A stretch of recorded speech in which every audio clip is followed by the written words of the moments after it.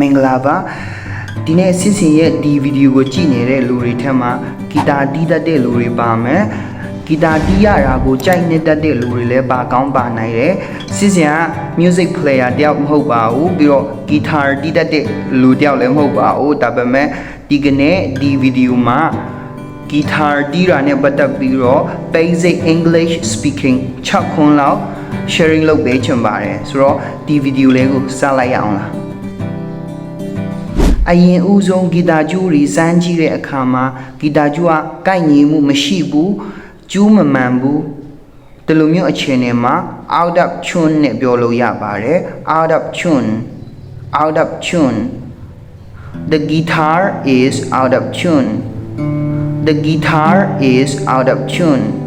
ဆိုတော့ဂီတာကျူးမကိုက်တော့ကျူးညှိရမှာပေါ့နော်ဂီတာကျူးညှိရမယ်ဂီတာကျူးညှိတာကိုtune the guitar tune the guitar ဒီလိုလဲပြောလို့ရလို့တခါတလေကျတော့ tune up the guitar လို့လဲပြောပါတယ်ဒါပေမဲ့အတိတ်ပဲအတူတူပဲဖြစ်ပါတယ် tune up the guitar or tune the guitar ဆိုတော့ဂီတာကျူးညှိလိုက်တဲ့အခါမှာဂီတာကျူးကစင်ပြေသွားတယ်အတန်မှန်သွားတယ်ဆိုရင်တော့ in tune နဲ့ပြောလို့ရပါတယ်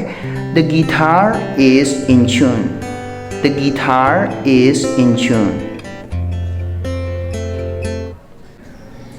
ဆိုတော့ဂီတာကျူးပြတ်သွားတာပြုတ်သွားတာမျိုးဆိုရင်တော့ break the guitar string break the guitar string break နဲ့ပြောလို့ရပါတယ်ဒါကြတော့ခြေကြီး example နဲ့မပြောတော့ဘူးဒီလောက်ပဲတည်ထားပေါ့နော် break the guitar stringပြီးတော့ဂီတာတီးတယ်ဆိုတာကိုအားလုံးတီးပြီးသားဖြစ်မှာပါ play the guitar play the guitar he's playing the guitar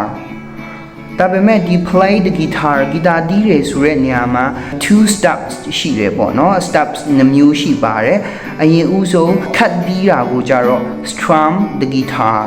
strum the guitar he's strumming the guitar he's strumming the guitar He's strumming the guitar ဒါကခတ်တီးတာပေါ့နော်ပြီးတော့ကျူးတဲ့ချောင်းချင်းစီတီးတာကိုကြတော့ plug the guitar plug the guitar He's plucking the guitar He's plucking the guitar ဆိုတော့နောက်ဆုံးတစ်ခွန်းကြတော့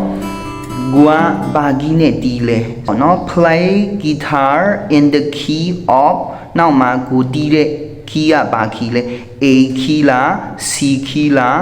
E key လား F လားကိုကြိုက်တဲ့ key ကိုပေါ့နော်အနောက်မှာအစားထိုးပြီးတော့ပြောပြလို့ရပါတယ်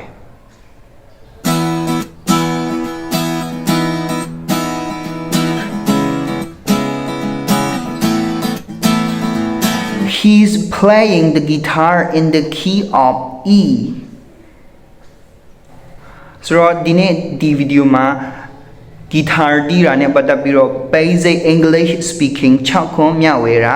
ဒီလောက်ပဲဖြစ်ပါတယ်ကြားဖြတ်လဲနေငယ်ကြွညာဝင်ချင်ပါတယ်2026 summer holidays မှာအခုလိုမျိုးစကလုံးတစ်လုံးထဲနဲ့အများကြီးအခြေဖွင့်လို့ရတဲ့ word family lesson collection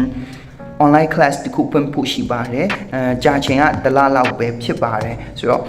ဒီ class ကိုစိတ်ဝင်စားတဲ့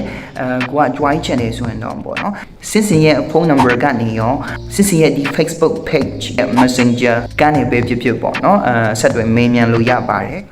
ကျေးဇူးတင်ပါတယ်အားလုံးပေါ်ဖျာရှင်ကောင်းကြီးပေးပါစေ Thank you so much